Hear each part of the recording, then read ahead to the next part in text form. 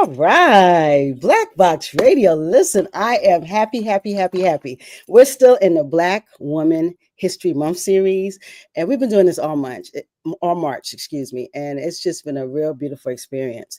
This is actually Women History Month, and we black up everything on Black Box Radio. Everything got to get blacked.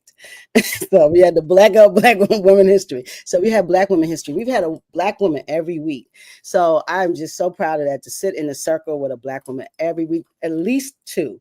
So this sister here is supposed to be the 10 of 10, but we had to cancel one. So she's now 9 of 10. So she was going to close us down. She's going to shut the doors. But we got to leave the doors open. We'll be back on Thursday. But it's just really a pleasure to be in space with Black women and, loving on Black women. And because I think a lot of times we don't get the shine that we should get. We don't get compensated like we should get. We don't get the accolades that we should get. And so this month, I decided that's what we're going to do. I'm a little biased, if you don't know yet. I'm a Black woman. So I'm just a little biased. I love Black women. I am a Black woman. And you're going to be seen in March at Black Box Radio. So that's what this is. We've been doing this all March, and it's just been a real fulfilling experience. And I'm Queen. I'm a host at Black Box Radio. We are a multimedia platform illustrating Black excellence. We platform Black people. We expose Black genius. But more than anything, we disseminate information to our community and all communities. The goal is to have an authentic space for a Black face, and also to humanize the experience for Black people coming from Black people. So that's what we do. I want you guys to tap in, like, share, subscribe. I need you to hit the like, share, subscribe button. We have to build our YouTube channel. We want to get to 1,000 subscribers by June.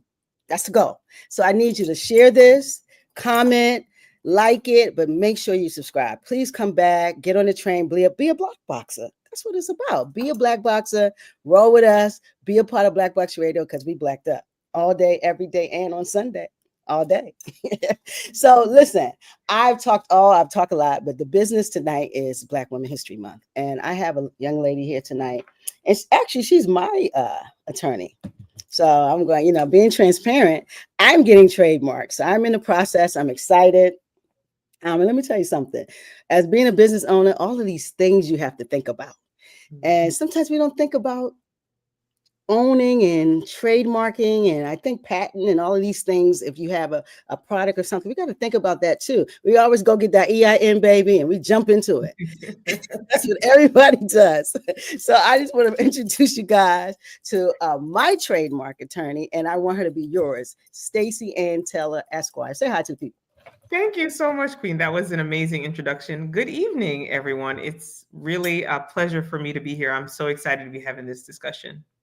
And I'm glad you're here. You have such a podcast voice. Good evening, everyone.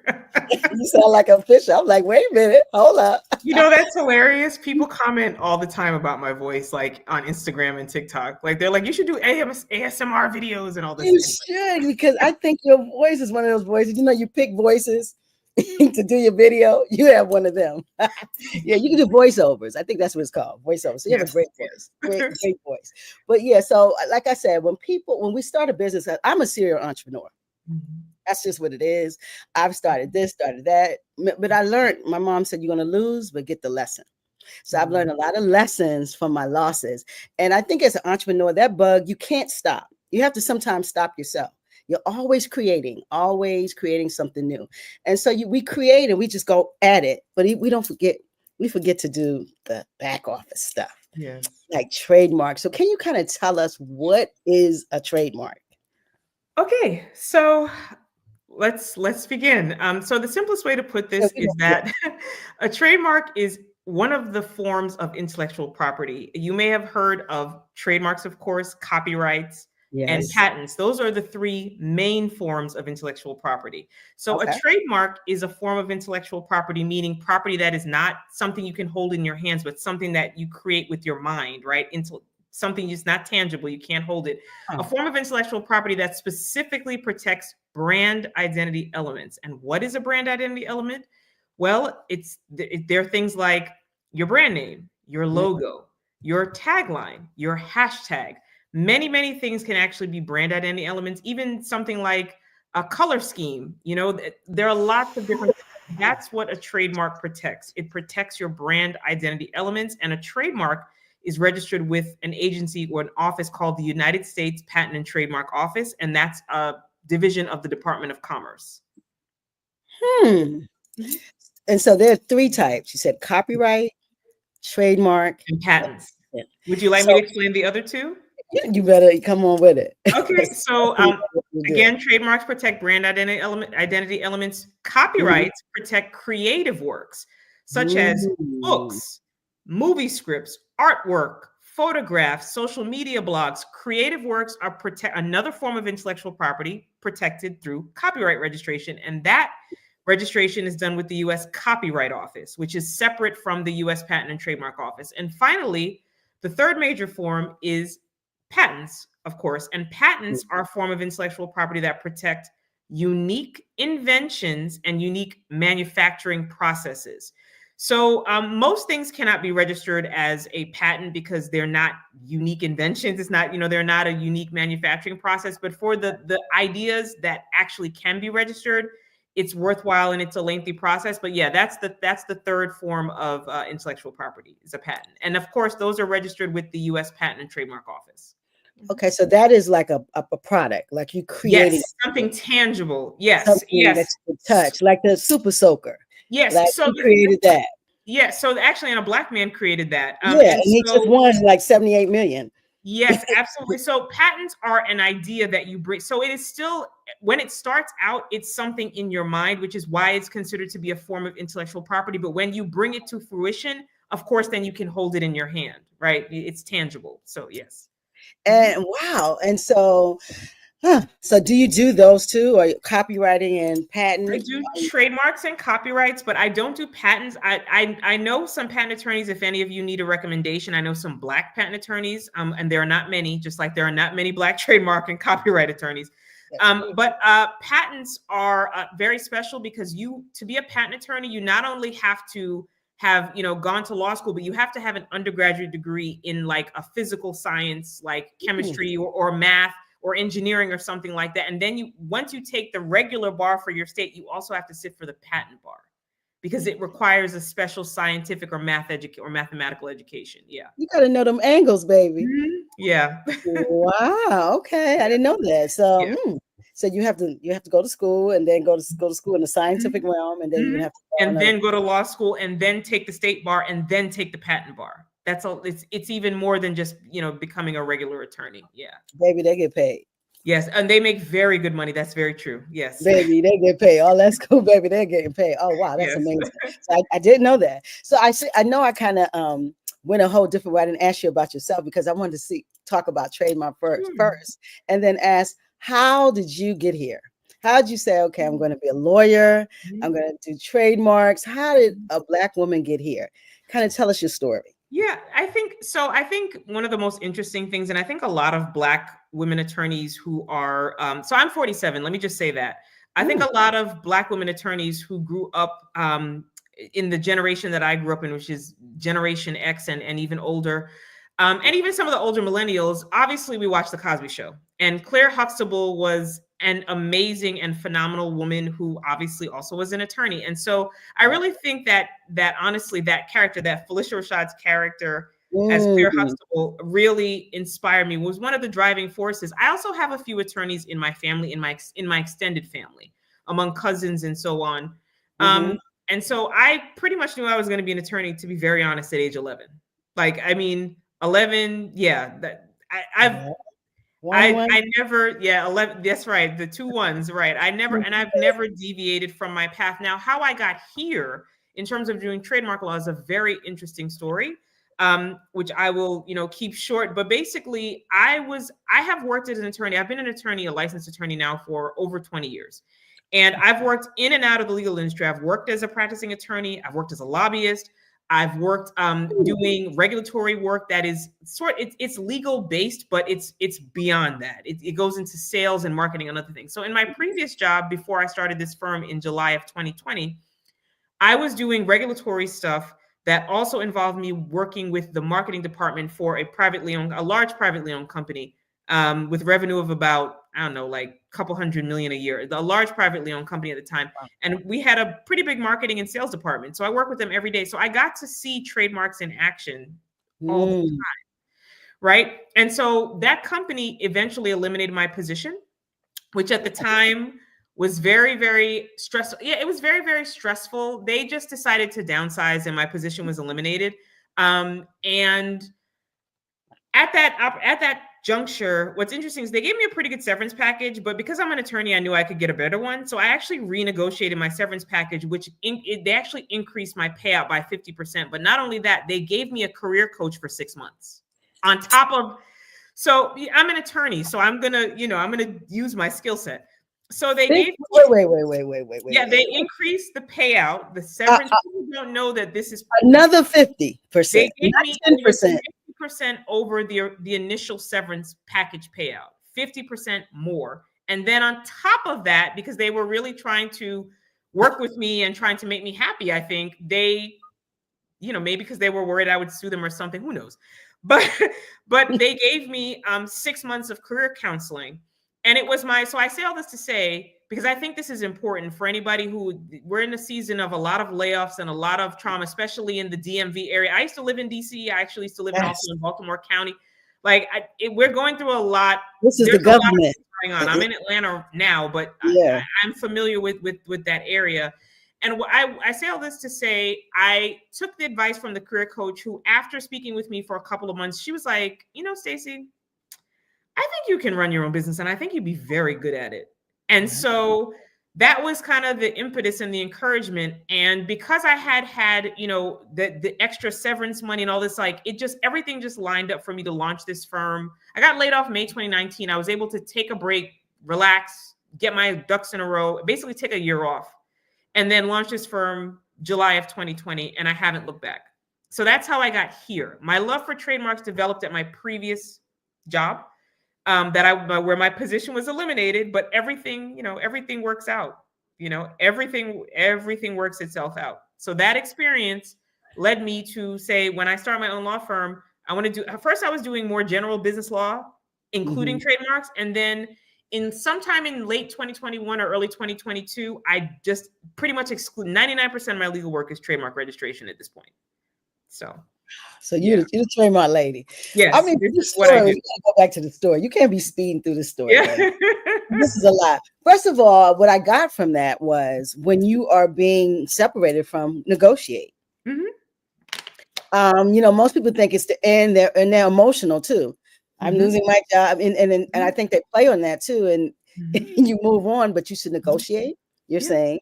Because what do you have to lose? I mean, unless now my position was eliminated. So it wasn't just like a regular layoff. Or it wasn't just like a termination for cause, like I had done something wrong. But even with a regular layoff, you can still negotiate. The only time you don't have real negotiating power is if it's termination for cause. And know that the cause is justified. But anything else, which is most people's situations, it's not for cause, right? So anything else, you should negotiate. What do you have to lose? And did you ask for the career coach? We got to know. Oh, no. That was offered. No, they offered So what's so fascinating about all of this to me is because I think I'm an attorney, obviously, and they know me personally, right? I worked at that company for 7 years. They know my personality. And so when I challenged the severance, and I say this with all honesty, the severance package was actually good to start with. It was not a bad pack. It was a reasonable compensation for it was not. I'm not trying to say that they lowballed me. No, they never did that. They actually treated me quite respectfully as it concerned. But again, maybe it's also because I'm an attorney, and and so it wasn't a bad severance package. But I knew I could probably get a better one. And what did I have to lose? Because all they were going to do was just give me the one they offered me in the first place. So I renegotiated, and they gave me a 50% increase in the payout, and they offered me this. And when they talked to me, they were like, listen, we really think that, with career coaches guidance, you can have a really amazing career doing whatever you want, whether it's in this industry or another. So to have like a good faith presentation to you and make a real effort, we want to give you 6 months of career coaching with this very highly regarded company. And they did. Wow. So they separated from you and actually got invested in you twice, a few Yeah, times, yeah, and then invested in your career yeah. afterwards. Hmm. Wow. That's Yeah. amazing. Okay, so so then you went to this career coach and Yes. she said, listen, business, miss, you're an entrepreneur. Yes. Yeah. It took Wow. her 2 months. It took her. So we had weekly sessions. I think Hmm. it was Oh, either weekly or twice. I think it was weekly. So we had weekly sessions. And then after about 2 months of her doing, like, you have to do testing and you yeah, talk. And it's kind assessments. of also like therapy at first, because you gotta, you have all these emotions. If Yeah. any of you who've been laid off or had your position eliminated, like, you know how it is, Need like, somebody to talk to. yeah. So after a couple of months of that and her analyzing everything that we had discussed, she was like, Stacey, I think you should start your own business. She's like, I think you'd be very good at it. And it's funny because after I started this law firm, a couple years into it, I reached out to her and I was like, do you remember? She's like, of course. And I showed her, my website and all the stuff that I was doing. And she was like, I told you, you would be good at it. Wow. That's amazing. And so now, but then you took a Like year a off, year off. Yeah. and then you started doing the big C. You started doing COVID. Yeah. I You started teach it. July 31st, It started in 2020. March. They closed everything in March because I remember I was in a spot and I couldn't go back in to get my mics. I couldn't go back and get anything. So Yeah. I'll never forget that. So that's March. So you started in a COVID year. So Mhm. wow. You I were like, started, so the day that the current president, who was the former president at that time, was the president at that time, announced that we had a COVID emergency. mhm. I was actually doing the photo shoot for my website, and so literally, You were like, starting already. yeah, like Yeah. I had been getting my stuff organized, creating the web. Yes. I had really been behind. So I didn't just like hang out for that year. I took Yes. several months off and then I started to put all the pieces together to be able to do this. And Exactly. I do hope you'll ask me like about like running this business, launching, like It's coming. the ups. Oh gosh, I can't wait to tell you. It's coming. It's coming. Because I really want to understand. Because a lot of us are attorneys. So we don't Right. even have that realm. So we're kind of Mhm. living. I'm happy to tell you because most attorneys will not. I will Yeah, tell we you the live truth. vicariously through you because they don't Mhm. tell it the whole truth. They make it Mhm. like it's so Mhm. beautiful, and life is so good, Mhm. all this It can money. be. I love what I do, but it's yeah, like anything else. I'll tell you about the challenges. So. Okay, so you launched this business in Mhm. 2020, Mhm. and so this is a year that kind of changed the scope of America Mhm. to this point. I think we haven't recovered per No, se. No, and we, absolutely. but we didn't know that at that time. Mhm. The thing about it, we didn't think it would be this serious. Right. We didn't think it would year after year. So you started Mhm. then, and you had already been preparing. And Mhm. so, how did business? Because people were kind of scared. We were emotional in Mhm. July. We were like, we want to go outside. So people wanted to go outside by July. We had been in since March. So how did you just say, listen, I'm going to do law work? How did this work? A new So, office. so the business started off. I am 4.5 years. The anniversary will be July 31st. Will be 5 years. 2025. July 3rd. Excuse me. July 31st. 2025 will be 5 years. So I'm 4.5 years in this business. The Mm, first few years were slow. The first year I did not make. The first year wasn't a full year because I really only had like 4 months. And I think, to be very, very honest, I think the first year I made less than like $10,000. Now, this is, I'm going to be very upfront. I'm going to tell you tell me. everything. I'm going to tell you all. This is Tell stuff that us. nobody is going to tell you. Most attorneys will not tell you.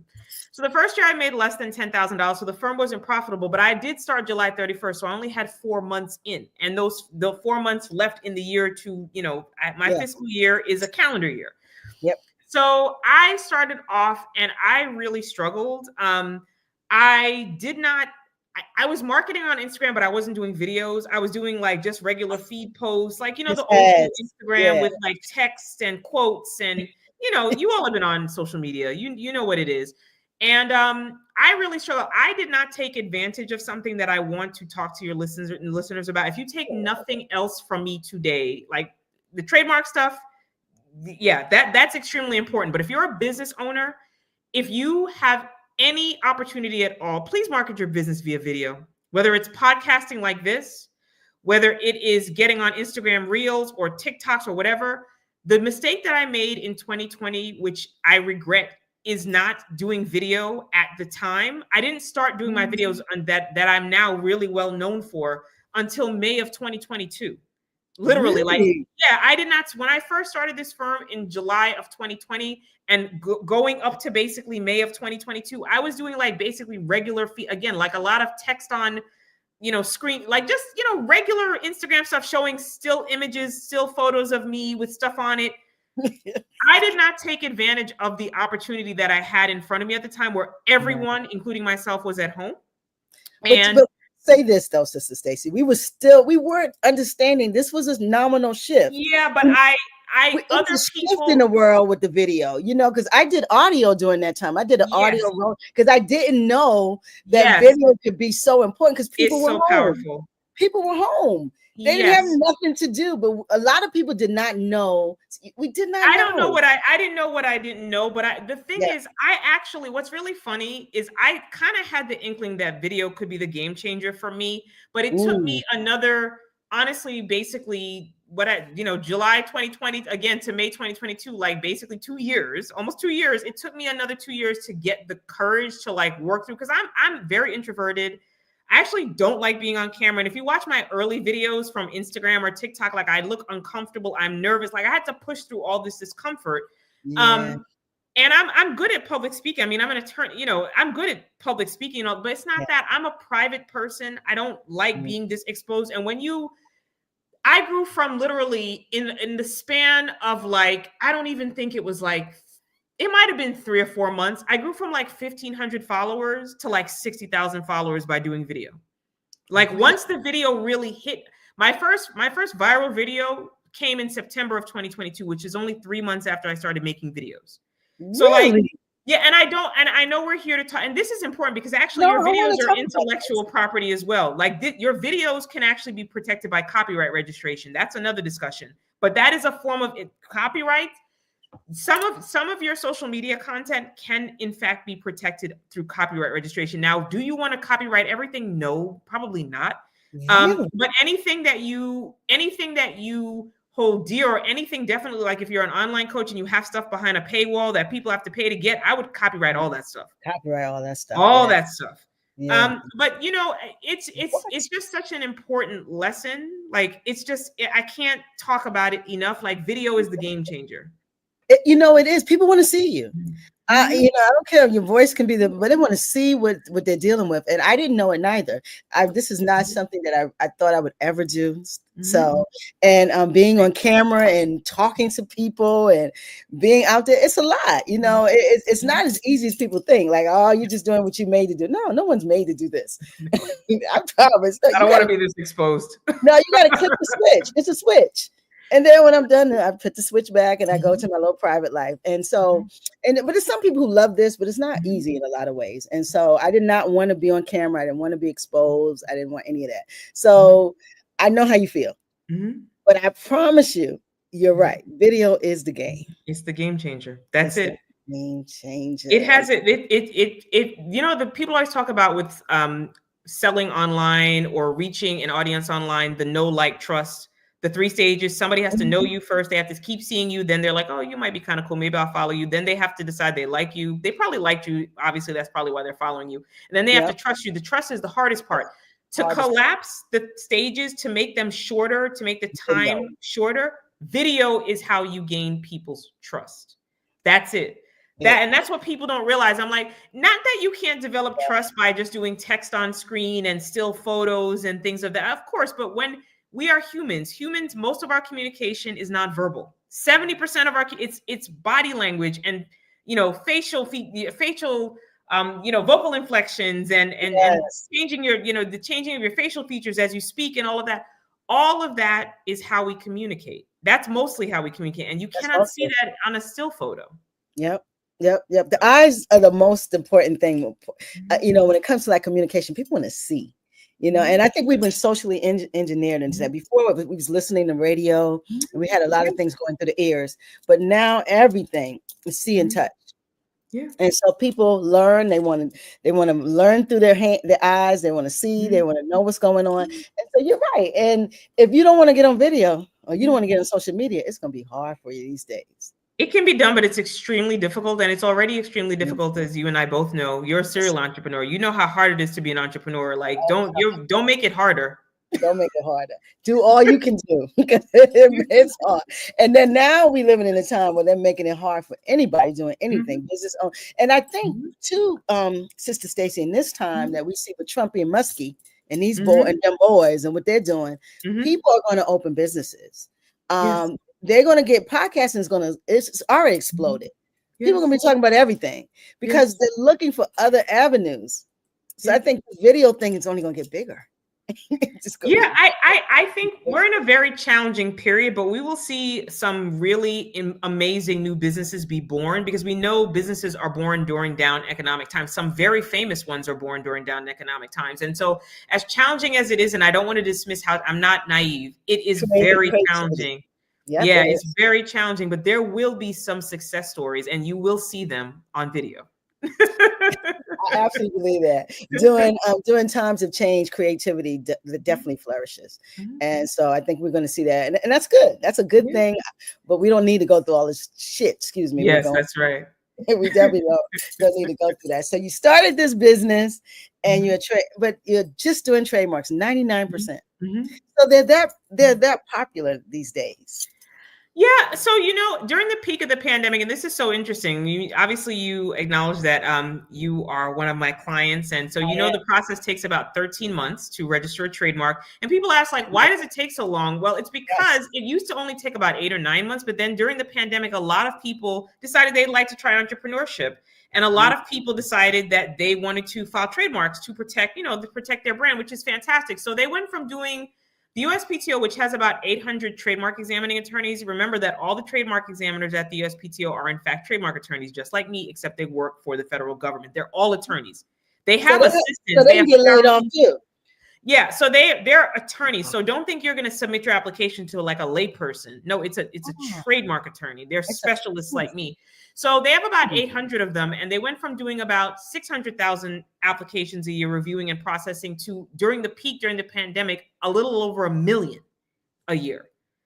And that's a now it's back down. It's back down to about, I think last year it was like around 740,000. But I say all this to say they're they're busy. like, it's a lot. They're They're like busy.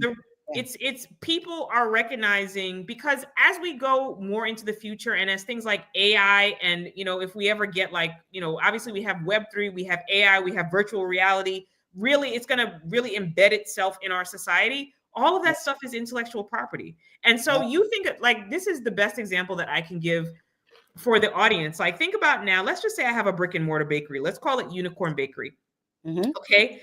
Let's say that as virtual reality and AI and everything develop, I not only have my brick and mortar and my regular online website and my social media. Let's say I want to create like a whole unicorn bakery world where I invite customers to like play a game to get points to be able to use in the physical store.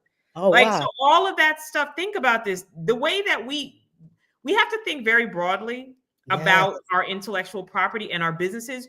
Today, the way that our businesses look today may not be how they look in 10 years. And we see this. It's Yes. moving so fast. I don't think Yes. it's 10. It's Yes. evolving. Business is changing. The structure, people, Absolutely. we don't even have to need brick and mortars. This digital business has changed the way that we even communicate. Yep. And so we have to even think outside our traditional thoughts of Mhm. how business used to actually move around in this country. It's different.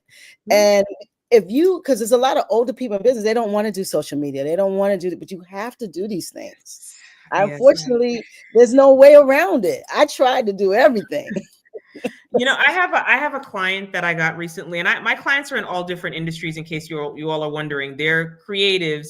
They own clothing brands. They own equipment manufacturing businesses. They create. They're software developers doing software as a service. They're fitness professionals. They're online coach. They do Everything. anything you can imagine. I have a recent client in the last few months who she's getting her trademarks registered, and I kid you not, she has absolutely no presence on social media, nor not even a LinkedIn account. She doesn't even have a website. She has a 100% referral based business. And She's in business for a long time. You can't tell me she just she has started been that. in business for a long time. And I was talking to her as how she found me. She did a Google search. She didn't find me on social media. She did a Google search. She found me. You didn't see the She's here video. in Georgia with me, and where I live as well. And I had to ask her, I was like, how do you have this? Like, how are you? Because wow. how, Okay. and she She told me, started before. she's like, I'm a dinosaur. That's Yeah. like exactly Yeah. what you said. She's like, I'm basically a dinosaur. And she's like, I don't know how much longer I can do this, but I will tell you what, she's running $1 million+ business and No has been for social years, media. completely based on referrals. Completely. See, So that's it's how it possible. used to be. She's doing it because she She started the way it used to she be. And started years it's it's been like, I think 15, 20 years. it's been able to continue to replicate it from her Yes. clients. Yes. She's Yes. lucky. She's She's lucky. lucky. But Yeah. I say all this to say, as great of a story as that is, please do Yes. not think that will be the case for you, because she Not says it sustainable. herself. She is a dinosaur. Not sustainable. I Yeah. promise. Like, It's not. I mean, it's extraordinary. I couldn't believe it, but she's telling the truth. She has no social media, nothing. I would love to live that life, though. Yeah. I would like to just get on and no one sees me. Oh, Yeah, but that's not that. The rest of us, like, it's not. It's yeah. she has years in the game. For Yeah. any newcomers, please understand it's going to be very different, and you're going to need to be on video. Yeah, socialization, even for our behaviors, is about seeing and all of these social media sites. That's our socialization now. We particularly don't access each other more through Facebook. Look, I left you a message on Facebook. It's like we're communicating through the social media. It's real social media. And so if you're not in that span, baby, you're in trouble. And so I commend her. My goodness, what is she selling? Woo! That's amazing. She has a very unique business that deals with architecture and like landscape design.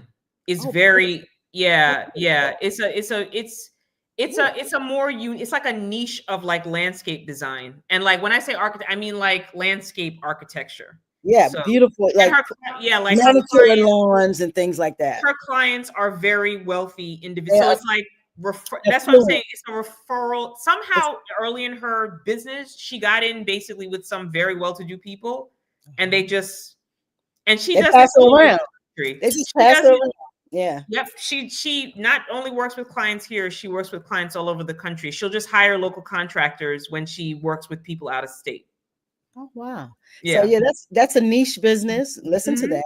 She's providing a niche, and she's made a niche for herself. And those clients pass her around. They're affluent. You're not going to able sometimes even be in that market. So you can't do what that lady's doing.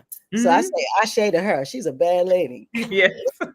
You said not even LinkedIn? My God. Not even LinkedIn. Oh wow. Okay. Yeah. I'm amazed. I would like to know her. That's totally amazing. So Trademarks is everything. So why do people like her? Okay, she's a great example. She's been in business a long time, and she's just trademarking. Yeah. So what's really interesting is, and I asked her this, I was like, well, what made you? So she is potentially interested in expanding her business and maybe even franchising.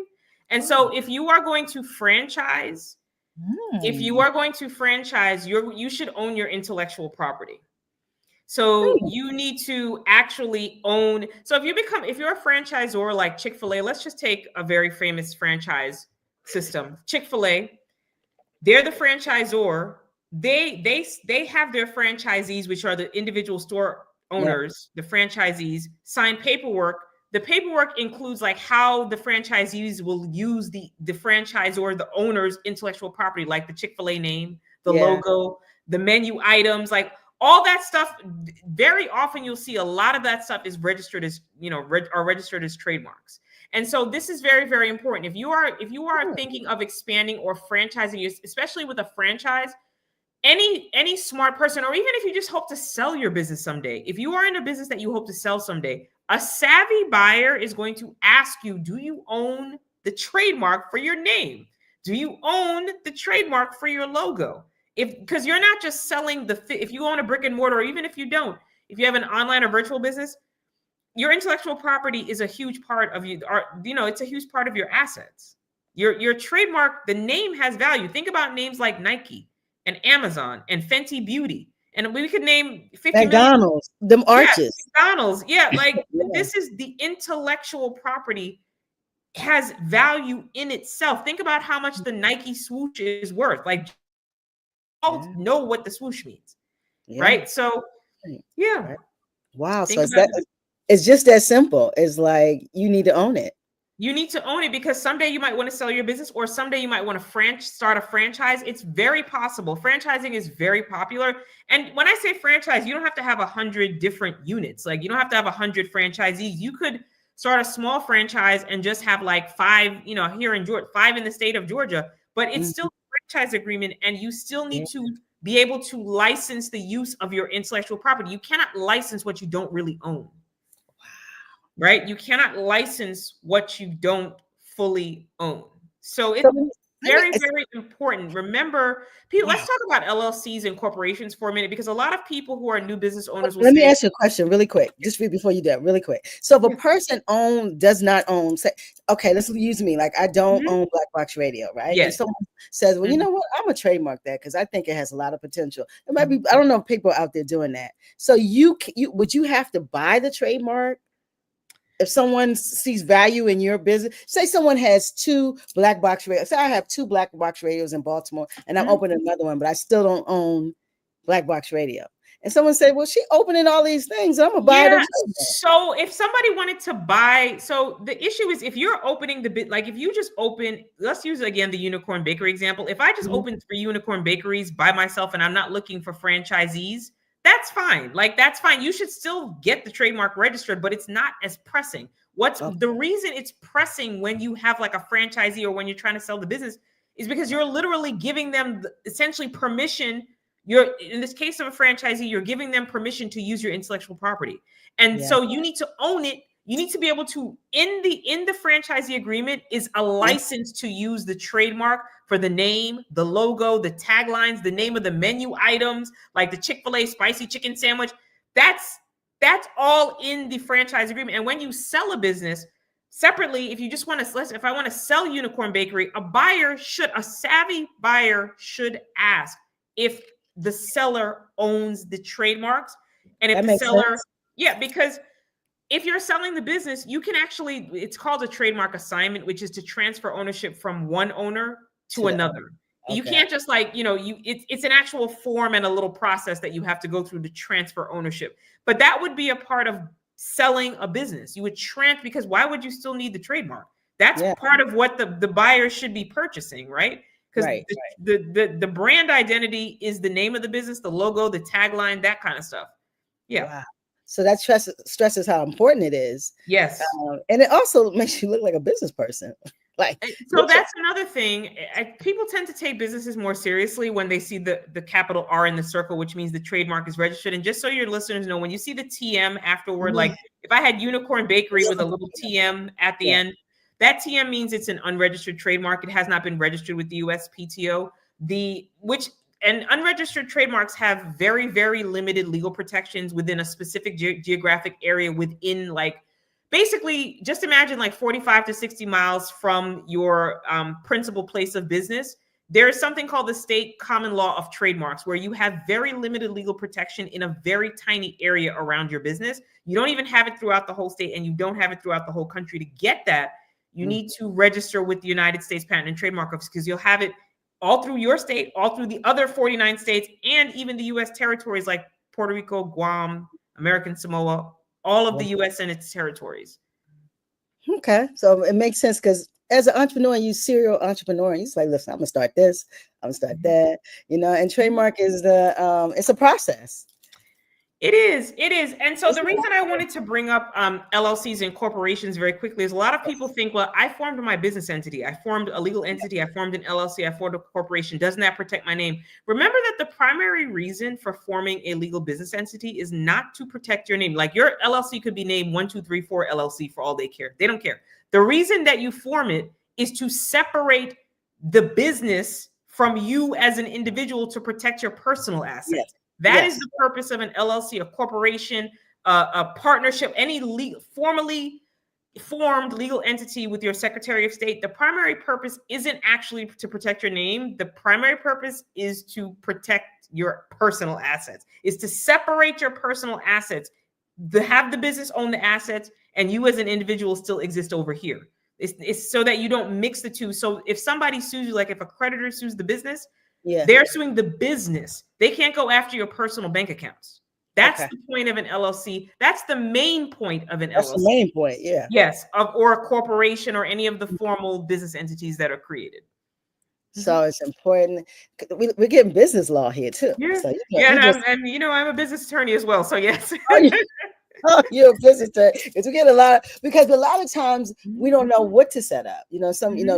Sole proprietorship, and people don't know the nuances. Yeah, and if you ever are interested in having me back, I would love to come back and discuss like what some of the options are. But just suffice it to say that if you want to create a legal business entity, a sole proprietorship is not a legal. You don't create it with the Secretary of State. You don't register it anywhere. You basically just exist and use your social security number to file taxes and all that. But an LLC, in my opinion, is still one of the easiest ways to form a legal business entity. Most states have made it so easy you can do it yourself. Most states, you can pay a lawyer to do it. I stopped taking people's money to register LLCs just because I'm like, why don't you just use this LLC registration company? They'll do it for a couple $100s, and they can be your registered agent. And it's become so easy to do that there's really no excuse. And I would encourage you all, if you're going to start a business, please strongly consider at least forming an LLC and getting separate bank accounts for your business. Please, please. You never know when someone might sue you, and your personal assets would be in danger if you don't create a separate legal business entity. Yep. It's very important, very important. And I think that these are things that we have to look at. And so the trademark joint, because, a lot of people say, they feel controlled. I got to, I give these people my money. Why they need that? It's mine. I created it. So, you don't in your mind think that someone else can own it. Oh, but they do.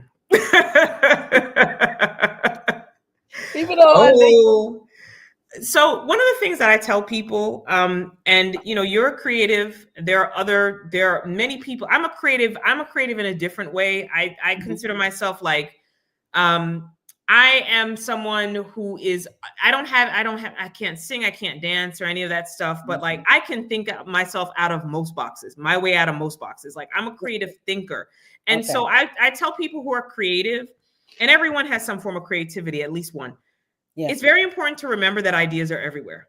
That you think I'm here in Georgia creating Unicorn Bakery, right? And selling my cupcakes and brownies. And I'm thinking like, this is such a brilliant name and nobody's ever come up with it. And I'm telling you, so I do free 15-minute trademark calls, and I do a free, what's called a knockout trademark search. Like the value of that is between $300 and $600. Most trademark attorneys charge you to do this advanced trademark search to see if your trademark is already in the database, like if somebody's already taken that. Yeah. And I do those, probably, a few dozen of those a week. Oh. And let me tell you, about 40% of those people, those potential clients, I have to unfortunately tell them that like somebody already has this trademark registered. And they have a business? Yeah, with the business name, selling in the same trademark class, because trademarks are registered in classes, and we can talk about trademark classes briefly if you want. Yeah, trademarks are registered in classes. And so somebody has already had, and very often these are new entrepreneurs, new people just starting out and just trying to see like, is this name, and smartly trying to figure out, does the name already exist? Has somebody taken it before I spend money starting this business with this same name, selling the same product or service?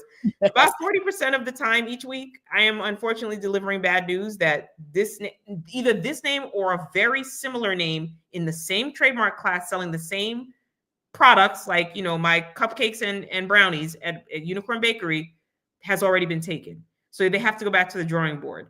And so this is important as well. At a bare minimum, before you launch a business, please do a free trademark search in the USPTO's database. It's free. It's free.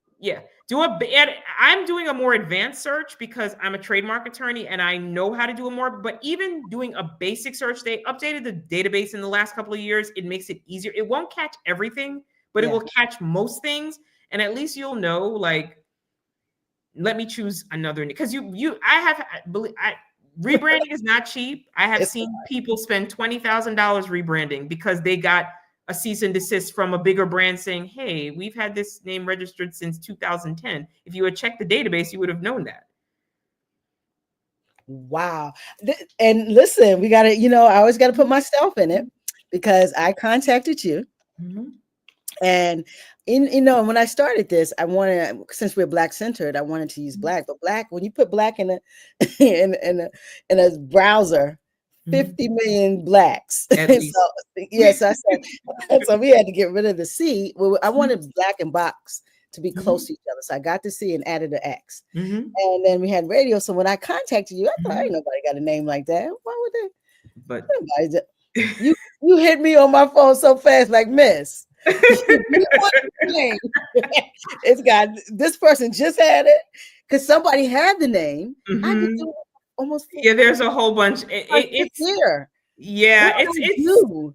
it's very it's very in your case it's a different scenario because it's somebody had filed before and they had almost gotten it registered, but then they gave up, and then I don't know, maybe something happened. You know, people have emergencies, family issues, whatever. They Yes. stopped responding to the USPTO's trademark examining attorney's question. So the application was eventually officially abandoned, and then they tried to reopen it with a special petition, and then the USPTO just said no like a couple of weeks ago. So you know, your situation is a bit different, but you do see this. Like, I want people to understand that ideas are everywhere, and it Yeah. is just as easy for sometimes. I have literally seen this, and I kid you not, a couple of years ago, a young woman scheduled a free call with me. We got on the phone. This was like January, probably 2023. She was so lovely and pleasant. I asked her what the name was that she wanted me to research. I researched the name, and it was in the candle class, the trademark class for candle Everybody products. got candles now. Okay, but her name was this was a unique name. It was not in the database in the candle class. It wasn't in any of the classes. It was Oh a wow. truly unique and distinct name. So I told her, I said, this is a unique name. As of today, it's not in this database. Like, this is a great name. Please don't sit on this too long because I've seen strange things happen. I kid you not. She came, that was January. She came back to me in March, ready to go. Saved her money, everything. I go back and look at the database. Tell me why somebody had just filed in the last like 30 days, not exactly the same name, but so close, she could not get her trademark registered. And I was Oh. like, so I even asked her, I said, you know, ma'am, do you know, I read the applicant's name. I said, do you know this person of like address in California? She was like, no. I said, are you sure? She was like, no. I said, the ideas are everywhere. I said, you didn't tell anybody about this name? She said, no, I didn't tell any. I was like, your husband? And she was like, I don't have a husband. I don't have anybody. I was just like, she's like, no. Is that unique? You just Yeah, it was that unique. And the person who filed, it was not exactly the same. It was like a letter or two off, but it was so close. I was like, this is going to cause a problem for you. So that, as crazy as that sounds, that does occasionally happen. Now, does that happen every day, all the time? No. But can it happen? And have I seen it happen? Yes. I'm sure it can. I mean, Yes. I was very close. And so, we got it in and I got very aggressive. But another thing is you told me is about the spelling because people think, oh, if I spell it different, I got Oh, mine. Yeah, because that's what so remember that a trademark does not have to be identical to be refused. Like, if there isn't, so people think like, oh, I'll add an S or like I'll spell, black. let's say I the took name out the is, C. yeah, So or I just, right, or yeah, or you took away the C, or I took so away the remember C. that, yeah, you took away the C. So remember that trademarks are, when a trademark examining attorney for the USPTO is doing their trademark search, when they get your app, because obviously I did one on my end, but they'll do one when they review the application. They're not just looking for the same name. They're looking for close, similar names and phonetically similar names. So let's say I have a brand called like Phoenix Security, spelled Phoenix, Phoenix, like the city. Yes. Let's say I file my application for Phoenix Security, Phoenix, like the bird rising, fine. Yeah. Let's say 6 months later during the application process, my application is still going about its business, going through. Let's say 6 months later, somebody files a trademark in the same trademark class, which is legal and security services, which actually would be class number 45, for Phoenix, spelled Phenix, security. Do you know that person who filed after me is going to get a suspension letter? It's called a suspension letter. Their application will be suspended until mine registers. If mine doesn't register, they may get the chance to move forward, but if mine registers, they're going to get another letter that says, unfortunately, the application ahead of yours unfortunately for you, it has registered and your application is now officially refused. And you don't get your money back. Remember that whenever you file with the USPTO, none of your money is coming back. That money is gone. It's gone. It's gone. And even though Phoenix is spelled Fenix, security, and Yes. theirs is spelled, they look for phonetically similar. So It's a like whole, black, BLAQUE, people black, yes, black all of and that, black. Yes, they all look for black. phonetically. The key is not just the name, it's what you are selling. And in this case, we're both selling like security, like security guard, like security Yeah. services. No, that would not stand. That would so trademarks are very nuanced, which is why a lot of people say like, oh, I was able to get my trademark registered. I'm like, you may have had a very distinctive trademark that you meet people who say like, oh, I was able to get my trademark registered on my own without the help of an attorney. And I'll go look up the trademark and I'm like, oh, it's because you had a truly unique trademark, truly unique and distinctive. Yeah. Most trademarks are not truly unique. Most are not. They're Because very I, similar I to guess stuff we're that's already. humans. Yeah, we're humans, and Yeah. humans come up with the same stuff. Yep. We're digesting the same stuff, and Yep. so wow. So this thing is actually, people think the things that we're thinking is the things why you won't get a trademark if you don't watch yourself, because you think, oh, my name is different. I got BLAKS, so that's No. blacks. No, No. wow, No, wow, it's and you should think about, remember, trademark registration is meant to help protect. Like my law firm has a trademark registered in class 45 for legal and security services. And I have another one that's in process. And you should Mhm. think about it. When you register a trademark, the important thing to remember is it helps to protect your market share. So you want the similar names to be refused. You want to be able to send cease and desist to people who have similar, because the whole That's your point stuff. of this is That's your to avoid, space. yes, is to avoid confusion by customers in the marketplace. The most common reason for trademark refusal is what is called a 2D, as in David, a section 2D likelihood of confusion refusal, which is what Mhm. happened, which is what can happen if somebody has black beer, BEER, BLACK, BEER, and somebody else It, has BLAQE, BEER. Like, it can cause confusion. it can. You're right. Yeah. So you don't want that, and that's to keep it away. Wow. So Yeah. what? So people have, okay. So say like Black Box Radio. I'm using Hmm. myself. Hmm. So and then we have a tagline. A lot of times we say box up, Yeah. or and then the logo. So does everything. So when you do your name, does that include everything about your business from the? Everything is separate. Every single trademark, so the Yeah, USPTO strongly encourages trademark applicants to file separate applications. Remember, first of all, just to reiterate, trademarks are optional. They're not required by law. They're a yeah. very smart investment, but they are in fact optional. So if you are going to file a trademark to protect your brand name or your logo or your slogan, each of those should be a separate trademark application. And yes, I know this can get expensive, which is why most companies are building their trademark portfolios over time, right? Over Mm, several years. So start with your brand name, because your brand name is the most important branding element, because in most cases, your customer knows your brand name before they know your logo. I understand that there are some brands like Louis Vuitton and other brands where you know the logo, like Nike, instantly. But for yes, most businesses, it takes a people while. know your name first before Yeah, they recognize your logo first, right? yes, yeah, So protect your name first, start with that. And yeah. again, if you have any intent on passing down your business to the next generation or selling it to someone or franchising, like, you need to protect your intellectual property. You need to Mm. protect your brand. So how can you start a brand? Like, well, say you're going to trademark your brand. So you start an Mhm, application with the trademark, and once you do your search, mhm, it is a good thing. But then mhm, the logo, mhm. can a logo, does that mean automatically you're going to get your logo, or that's not?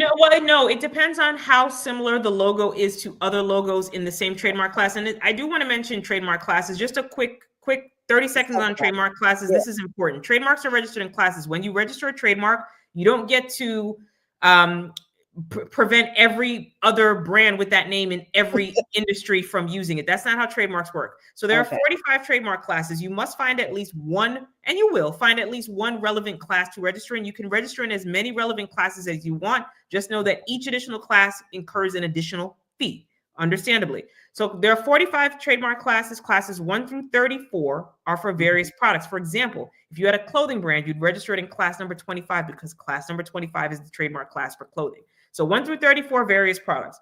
Classes 35 through 45 are for various services. For example, if you had a restaurant, you would register it in class number 43, because class number 43 is the trademark class for restaurant services.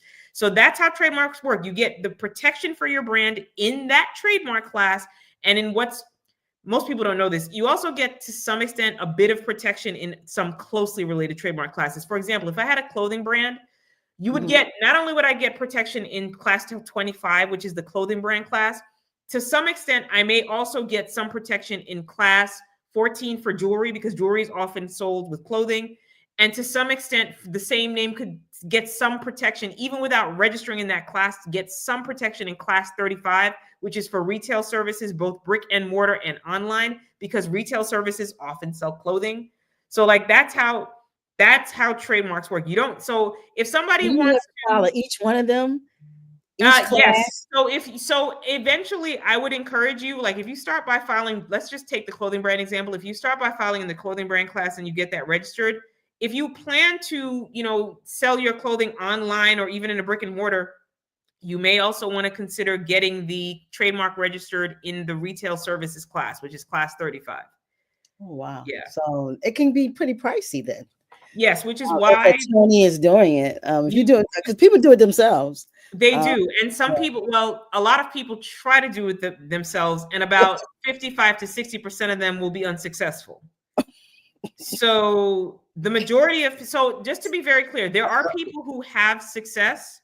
Yeah. But the number of people who truly do it themselves without ever hiring an attorney is actually quite slim. So a lot of people will start the process themselves, but then they get into trouble and they hire an attorney, and they make it seem like no, you didn't. You didn't do it yourself completely. You hired an attorney when you ran into trouble.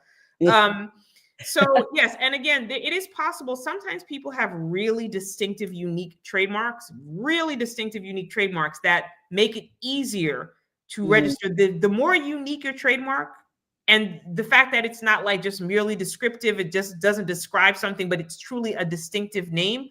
Like the strongest trademarks tend to be those that are made up words. Let's think of ones that we know: Adidas, Walmart, Swiffer, Clorox, Duracell, Kleenex. These are made up. Remember, these are not real words. Adidas is a combination of Adi Dassler's name. Walmart is Sam Walton's family with a shopping mart. These are made up. A Swiffer is not a real word, right? But these are very strong brands. Xerox is another one. Very strong brand names that we are familiar with. These are, so anyone out there thinking of starting a new business, really, I always encourage people, make up a word. That's if you actually want to get a trademark registered easily, make up. But most people don't want to do that. They want to have something that describes what they do, or but make it something. I mean, when you look at commercials, like you look at a commercial on television, when they get to what they're selling, they done did a whole bunch of other foolishness, and then they throw an apple. And it's Apple, and you're like, that don't have nothing to do. Because, and Apple is a strong trade. That's a great. I'm so glad you brought that example up. That is a strong trademark, because a trademark that has nothing to do with the actual product, because they don't sell apples, they're not in farming. Apples. That is a strong trademark. Always remember that. I always remember. I said that is it's very catchy. You know about an apple, but it's freaking computers. It has nothing to do with. That's also another way to get a very strong trademark. Yes, that's a very strong trademark. Yes. Sometimes opposite of what you're doing is another way. Yes. Okay. Wow, this trademark thing is something. So we're an hour in. I tell you, don't take long. 59 minutes. So I want to know, like, tell the folks the prices. They got to know. Okay. You got to drop the hammer. Let me say that. Absolutely. Well, I'm very transparent about my pricing. It's in the caption of all my Instagram videos and TikTok. But my package is my trademark registration package is $2,400. That includes the government filing fee. It includes responses to any and all office actions. That's what actually makes my package very distinctive and somewhat unique. Most of the trademark packages that you'll see, if you see them for less money, they don't include the filing fee. And they'll charge you for that. And they don't include responses to all office actions. They'll say, oh, we'll respond to the non-substantive office actions.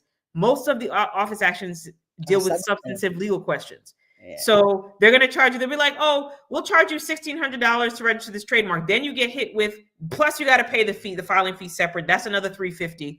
So now we're up to $1,950. Okay, then your trademark application is filed. Everything's going well. Then 6 months in, you get your application is reviewed, and your trademark examining attorney at the USPTO is like, oh, but I have some questions, and they're substantive legal questions. Let me fire this off to your attorney, your attorney, and the attorney comes back to you and says, well, we don't include substantive office action responses, so that's another $1,600. So now we're, now $1,600 has actually become $1,950 plus another $60. Yeah, it's ridiculous. Yeah, that's big money. So I put everything together. And whether you have a non-substantive or a substantive office action, which requires me to write a legal brief with case law citations, which I do all the time, I will respond. And the good thing is, because I do these advanced searches before I take on a client, like people ask me, while I talk about my pricing, somebody may go to my website or go to my Instagram or TikTok or whatever, or I'm on Threads as well, and say like, oh, why can't I just sign up?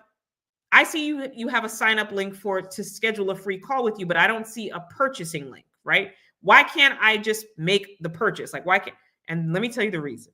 The reason is I will not take your money without doing a proper and thorough trademark search. And also the trademark registration process, again, is 13 months long. And I need to make sure that you are comfortable working with me, because occasionally during the process, I will need information from you. And we need to make sure we're comfortable and on the same page. And I don't have to chase.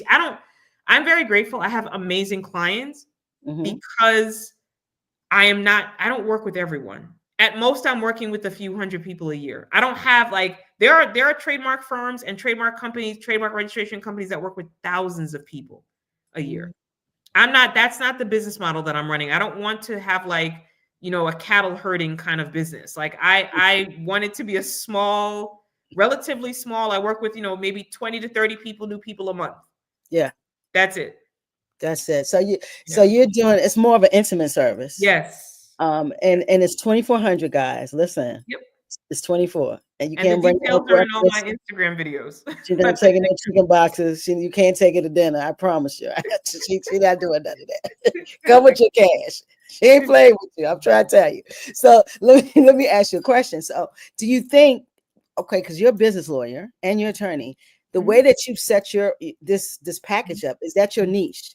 Is that something that's attractive in the field of trademark? You said other folks, So my husband says that $2,400 package, which, by the way, it's been the same price since January 1st, 2021. It's been $2,400 since January 1st, 2021, when I started seriously offering trademark registration as an option.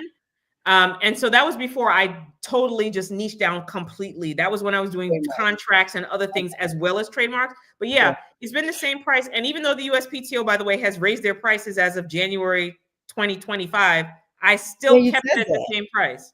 Okay. At least through this year, I'll get 5 years at that price. So I say all this to say, my husband has actually told me that he feels like I have used the $2,400 as a brand. It's a branding element for me. Like, people know me for my transparency. If you go to, I promise you, 99, not even 95, 99% of the trademark attorneys, if you go to their not website, it's probably on their pricing is probably on their website, but on social media, watch a video, go in their captions, watch their stories. 99% of them do not show pricing. I put my pricing in the caption of every video. I have a video pinned to my Instagram and TikTok homepages, explaining why I don't hide my pricing. If you go to my Threads account, my accounts are all the same. It's Stacey-Ann Taylor Law on everywhere. At Stacey-Ann Taylor Law, if you go on Threads, I have the pricing is the only thing pinned to my Threads account, like the breakdown of the $2,400 and what you get, what comes with it. Of course, including the actual registration certificate is included, the paper certificate that I'll have mailed to you. Everything is broken down. Everything is transparent. I am open. You can't say and it's the only price. So the price is $2,400. I offer a payment plan. It's more expensive. 90% of my clients pay me upfront. They pay the $2,400 upfront because they don't want to pay more for the same trademark. But there is a payment plan that 10% of my clients use. It's $700 a month each month for 4 months for a total of $2,800. and I will file your trademark application within 3 business days of the first payment being made. That's it. That's it. That's it. Yes, I think that is. I'm with your husband. I'm with that brother. Yeah, I mean, because that's your brand. I mean, that's something, and it's a niche. Because you're right. I've looked at the Real Lawyer. I've looked at a few of them on Instagram, and they never talk about how much it's. And it's probably on their website. I mean, I'm not discounting that. You can probably, if you go to their website, it's probably there. But about 60% of my customers find me from social media. The rest is like Google and referrals. Yes. 40% is together is like Google and referrals, but 60% of my clients right now find from social media. So like if I'm on social media and that's how they find me, why wouldn't I just put it in the in the videos? Exactly. So they know what they're coming to get, baby. Yeah. You know what you get. And let me tell you something about these videos. Listen, she's a superstar. That's how I saw her. She walked right into your camera. I said, who's this? When I saw her, I said, I love it, Queen. I said, who is this walking up to me? Like she walks right on in your face and start talking. I said, and I looked at her, I said, oh my goodness. And I went back and you're consistent with them. That's what I'm talking about. I've slowed down recently. There are over 300 videos on my TikTok and Instagram pages. And they're also, everything is evergreen content because nothing about the trademark registration process has changed other than the pricing, but I haven't changed my pricing. So you don't, if you want to work with me, you don't have to worry about that. I just absorb the extra, cost from the government. That's fine. One of the things that I want to say as well is I want to be very transparent to like, it took a long time to build this business. Again, I don't think I made $10,000 the first year. The business was not profitable because I only had 4 months, of my fiscal year that year. The next year I had a whole fiscal year, whole calendar year. Things improved. And the business became profitable in the second year and each year, certainly, but I'm telling you, it's like a snowball effect. 2024, the dam broke. And now it just feels like everything gelled. Everything gelled. And I want to encourage those of you who are an entrepreneur. This has been my full-time position, running this solo practice since July 31st, 2020. It's never been part-time. It's completely full-time.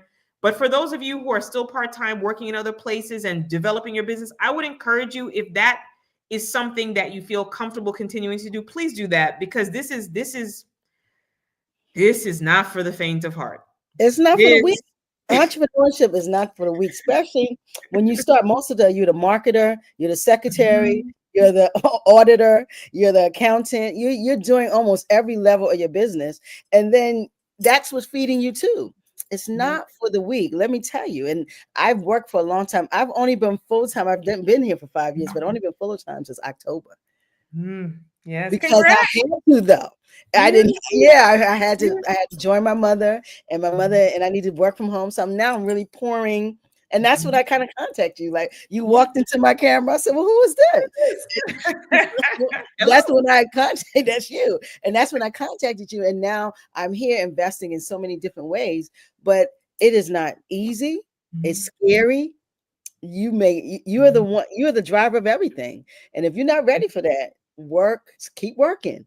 Yeah, and do your business on the side, because you got to be ready for this right here, baby. It's a lot. And again, it was literally not until like the fourth year, basically 3.5, 4 years in business, where everything gelled and things became much easier. And I could consistently say like, oh, I'm going to make this minimum amount, at a minimum every month, and not be scrambling to try to pay for I'm telling you, when they say it takes 3 to 5 years to really become stable in business, they're not lying. And there are unicorns. There are companies, a few companies a year will hit it big, like in the first year. I want to say something else, and I think it's really important. Those of you who have been on social media, who are older and were there when Instagram started. I didn't even have a private Instagram account till like 2016. I didn't have this Instagram account for the business till 2020. The people who were on Instagram between like 2015 and 2018, selling like coaching and all that stuff, a lot of those people have gone. And the reason is like, they took advantage of a time when consumers were not as savvy. Yes. The Yes. environment today, the consumers who consume social media and buy products and services, and people are still buying stuff. Like don't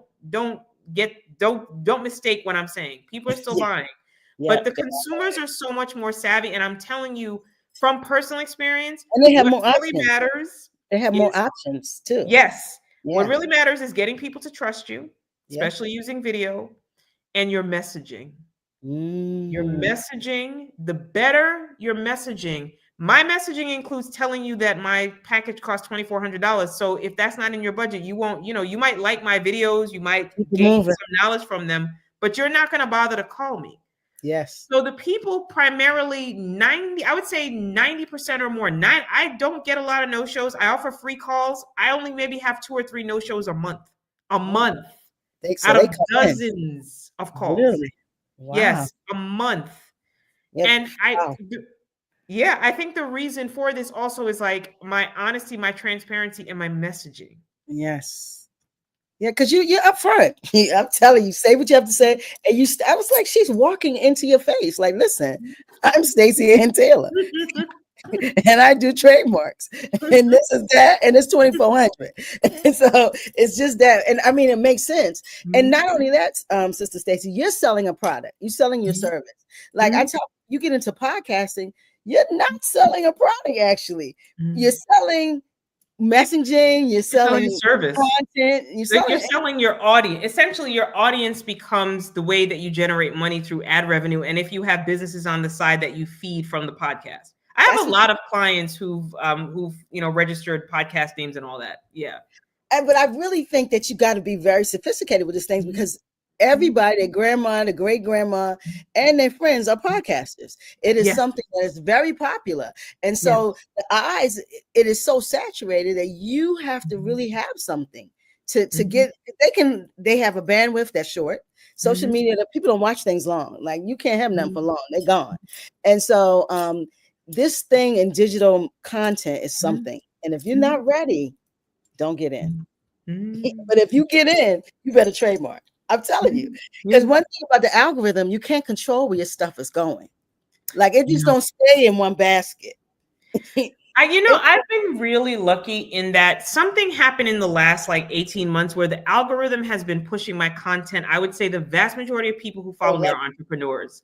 But I think, how it did this? What started happening is these pages that like basically repost people's videos. Like a lot of these entrepreneurial pages like that might have 50,000 followers and all they do is repost other people's content.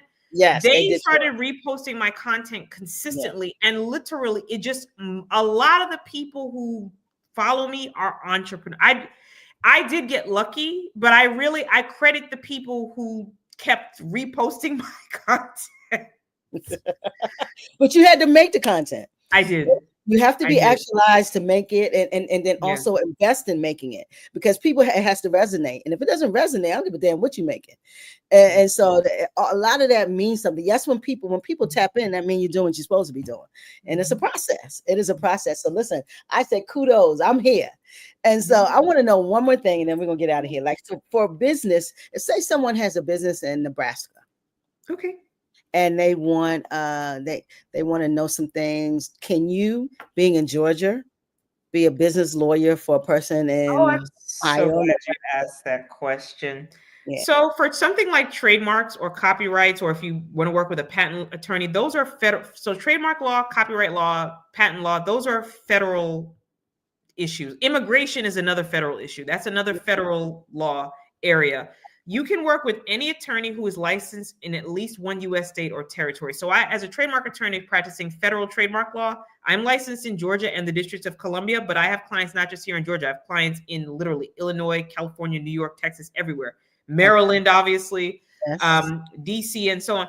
And so for something like federal law, like trademarks, copyrights, patents, immigration, sure, you can, any attorney licensed in any state or U.S. territory can help you.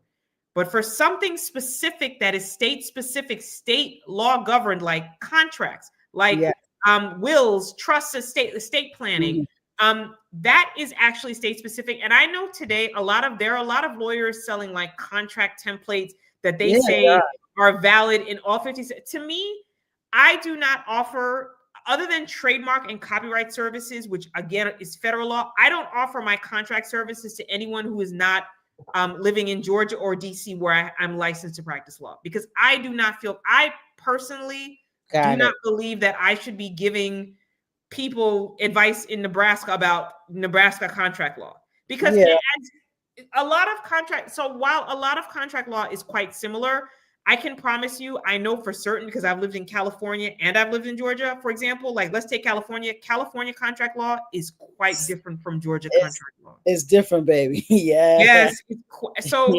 So if you want to use one of these, and I say this because I know there are so many attorneys offering these like contract template shops all the time. Please try to find one who is actually licensed to practice law in your state, because that's probably the law they're basing it on. Like just be careful with that. I don't agree with that. I don't agree with that. So I don't do it. You don't do that. Okay. But federal, you can do from anywhere. Yes. Anywhere. Anyone, any state. Your trademark attorney doesn't have to be licensed in your home state. No. Got it. Yeah. So that's what I was wondering, because I know business is state supported. So you definitely contracts, trust in the states, wills. Yes, that stuff is state specific, and you should really get a lawyer in your state who is familiar with your laws. Okay. So if you're licensed in a district, that does not pertain to Maryland. No, it's technically a separate. It's a separate law license. Maryland, DC, and Virginia are all separate jurisdictions. So. Okay, so there's no DMV license. No, not yet. Maybe someday there'll be a universal bar exam for all 50 states, but not today. Okay, so you got to be in certain states. Got it. So because that's good to know, because somebody call you, well, I want you to be my business lawyer and I want you to do my trademark. Yeah, and I do. I have Georgia and DC clients that I do like business law stuff for, and I have no problem with that. But I just personally, other lawyers will do it. I just don't think that's right. Based on the ethics rules, I don't think that's right. You stay away from that. Okay. Well, listen, I appreciate you dropped so much information here. Because I think I wanted to be trademarked, but I really didn't know what it meant. But I knew I needed it. You know how you need something and you don't really know why you need it, but you need it. Yeah. And when you're a creative, you just think, and you do it effortlessly. Sometimes you forget, like people make songs and like it's so much music that's went out that they did not trademark. And Be Happy, he didn't register a copyright for it. I mean, our people, this is very, very important. We often talk about passing down assets through generations and the generational wealth transfer and things of that nature. And we need to also not just think of tangible physical assets like real property, like your house or something like that, or land. We also need to think about intellectual property like trademarks and copyrights and patents, because as our world becomes more and more and more digital, at some point we're going to have robots working in our houses, as our butlers and whatever. As our world becomes more digital, like the value of your intellectual property increases over time. I promise you, when Nike in the 70s probably paid some trademark lawyer maybe a couple $100s to register their Nike, the name Nike, and then separately the swoosh, and then separately the Just Do It tagline, and I promise you, they probably paid a few $100s for each of those trademark applications to get registered. But tell me, how much is that Nike name and that swoosh worth today? He's worked 1,000,000%. A million percent. Yeah. So think as your business revenue grows, the value of your intellectual property grows. Just always think about it like that. So if you spend $2,400 today, if your business is making $60,000 in annual revenue a year today, but 10 years from now, your business is making $600,000, which it happens. It happens. It's not a pipe dream. It happens, especially if you're in the game 10 years, you probably figured it out. It happens. The value of your trademark is going to far exceed that $2,400 that you paid.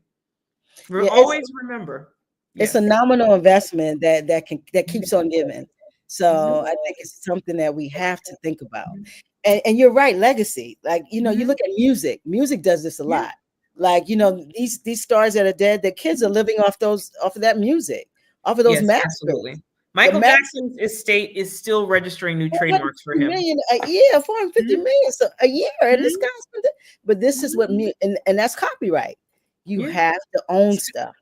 So Michael Jackson's estate is still registering. I'm sure they're still doing copyright deals for stuff as well, but still registering new trademarks. And remember, trademarks are actually one of the only forms of intellectual property that lasts forever. You can renew a trademark. This is the renewal schedule. The first renewal is 5 years after registration. The second renewal is really between years 5 and 6 after registration. The second renewal is between years 9 and 10 after registration. And then it's every 10 years thereafter. But your trademark can literally be passed down for generations. As long as it's still in use, and if somebody tried to infringe on your trademark, you made a reasonable attempt to defend it, like sending a cease and desist, you can keep renewing your trademark forever. Michael Jackson died, I believe, in 2009. His estate is still renewing trademarks. His children are still eating off of the licensing agreements that were made regarding his trademarks and even his copyrights, his music and stuff.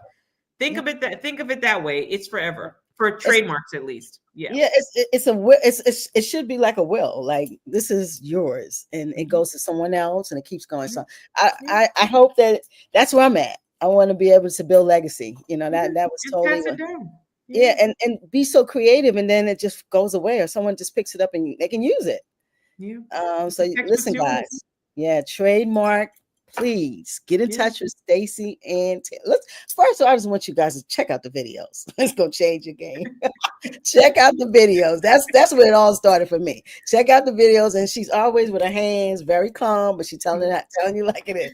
Check out the videos. Go on social media. Seconds or less. I have 300 plus videos on TikTok and on Instagram, and 99% of them are probably 15 seconds or less.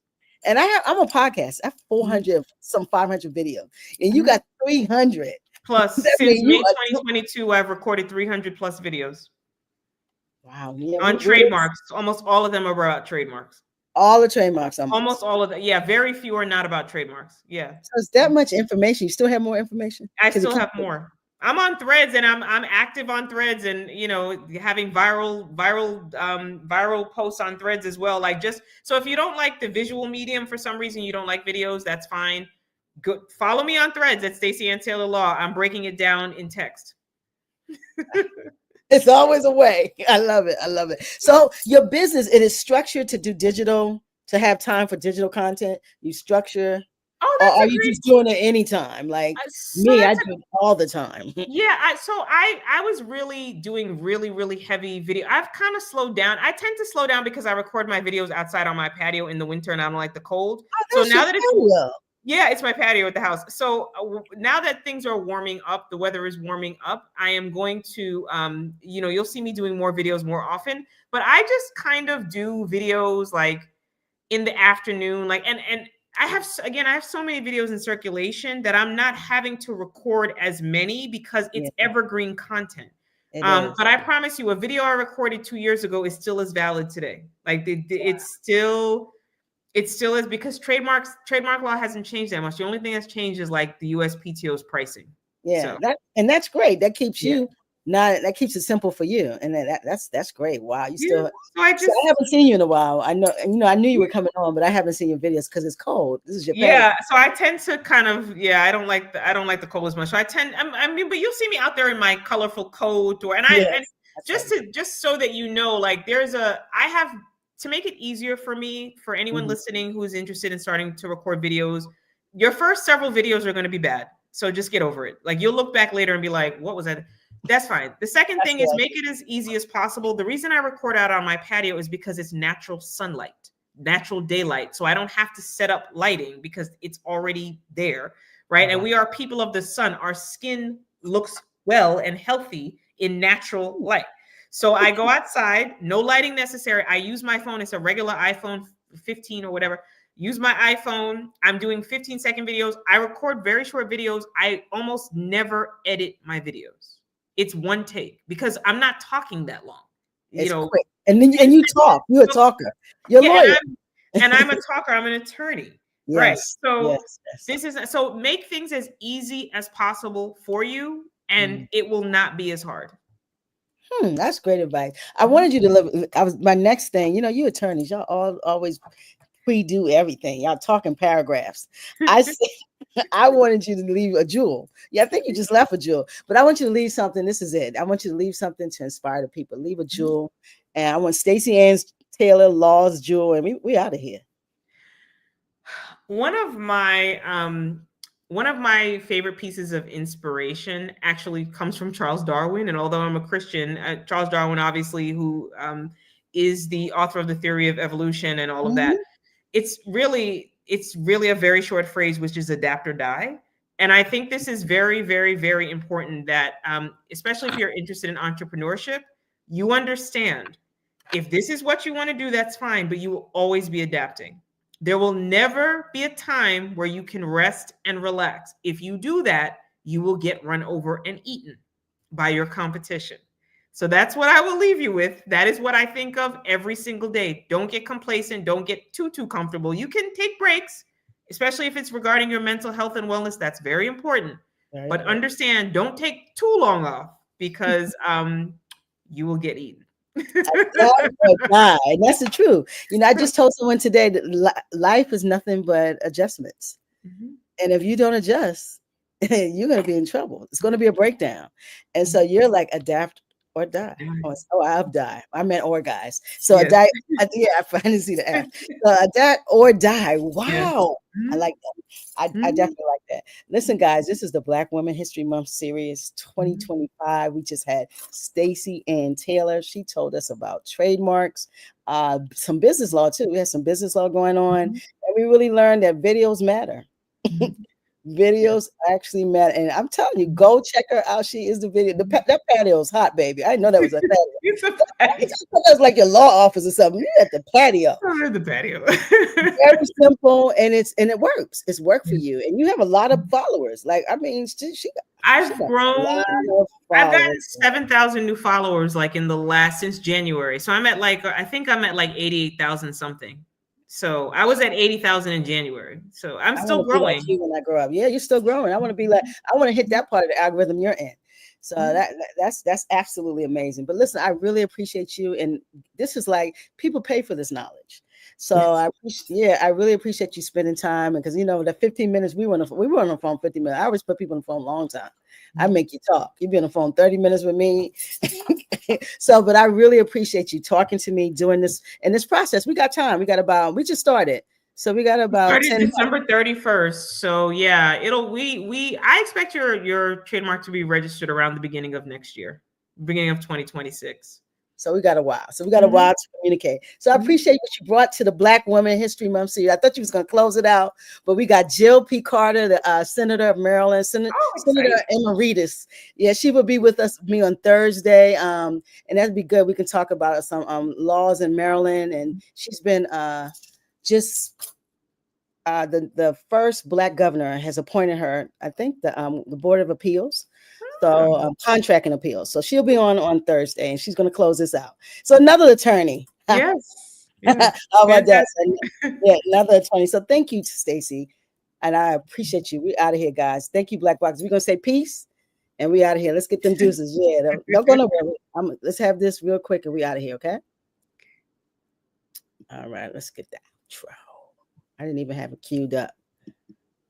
All right. Where is it? Okay. There we go.